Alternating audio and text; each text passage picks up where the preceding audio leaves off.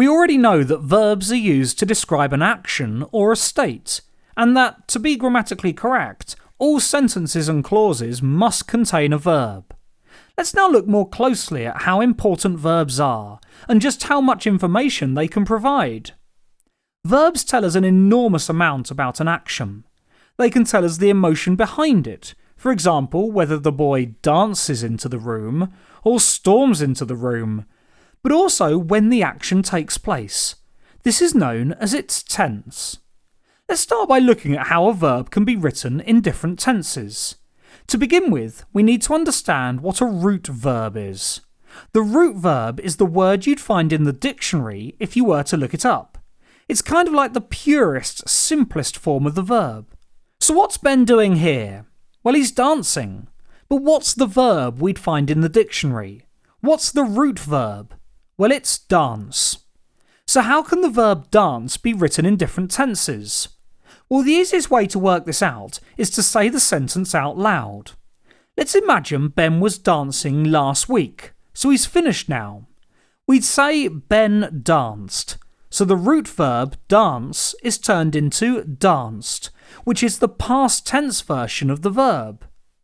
Well, what if Ben was dancing right now, in the present? Well, we would say Ben dances. Let's have a look at another example. What's Sally doing here? She's jumping. So what's the root verb? What's the word we'd find in the dictionary? Well, it's jump. So how can this verb be written in different tenses? Well, if Sally had already finished her jumping, we would say Sally jumped. Notice how the verb ends in ed. This is a common way of ending past tense verbs. And what about the present tense? What if Sally jumped right now, in this instance? Well, we would say Sally jumps. Notice again how the root verb is changed by adding an s.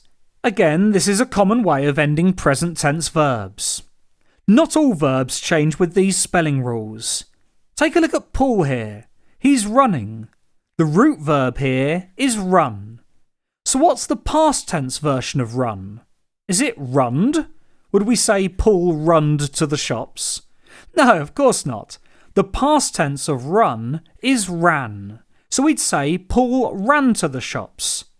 This is known as an irregular verb, since it doesn't follow the normal rule of adding ed to change it to the past tense. It's important to be able to identify verbs within a sentence, even if they're in a different tense. It's also important to know which verbs are irregular and can't be turned into the past tense by simply ending them with an ed.